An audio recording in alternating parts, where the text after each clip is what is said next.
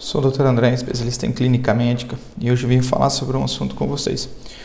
O assunto que vamos abordar é a comparação entre glibenclamida e metformina.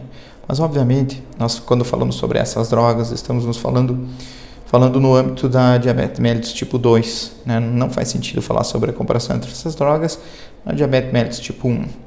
Bom, primeiramente, a glibenclamida é uma sulfanilureia e a função de ação dela é uma liberação de insulina. Ele ativa o pâncreas a liberar insulina.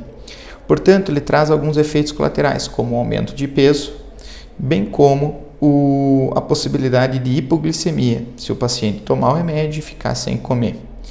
Ele é um remédio, os dois, tanto um quanto o outro, mas agora falando da glibenclamida, é um remédio barato, simples e encontra-se de graça na rede pública de saúde.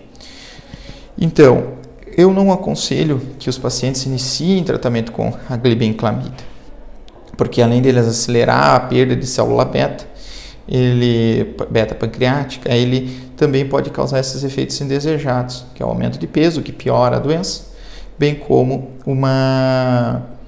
a hipoglicemia, o que é muito ruim, principalmente em pacientes idosos. Então, já a metformina é da classe da biguanida. Ela é um remédio que age diminuindo a produção hepática de glicose, bem como também ajuda na sensibilização da insulina, fazendo com que a insulina funcione um pouco melhor.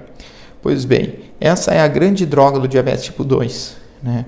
Então, se você está na dúvida entre qual droga iniciar, bem como se você é paciente e está tomando só glibenclamida, bom, a dúvida já foi esclarecida. Metformina é a grande droga. Por quê? Porque ela age na fisiopatologia da doença. Ela diminui a resistência à insulina, além da produção hepática, que é a grande chave dela. Mas ela também tem alguns efeitos colaterais, como náusea, vômito e diarreia, principalmente.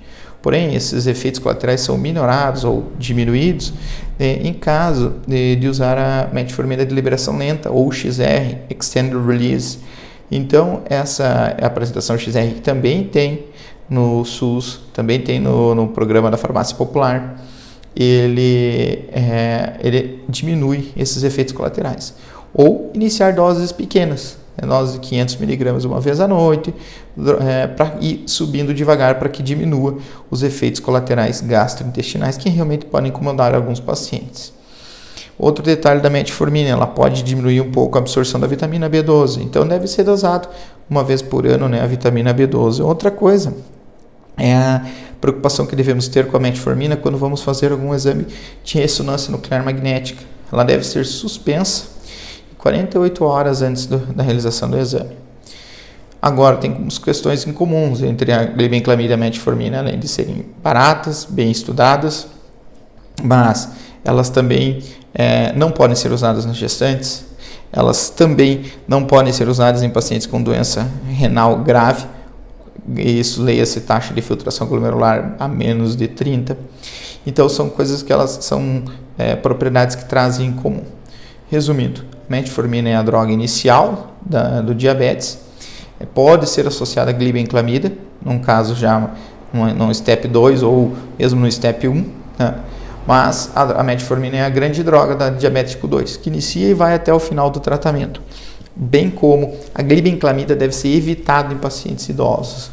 Eu normalmente, quando uso glibenclamida 5 mg uma vez ao dia. Óbvio, essa comparação deve se estender às outras medicações da classe. Eu acho que é isso. Um grande abraço.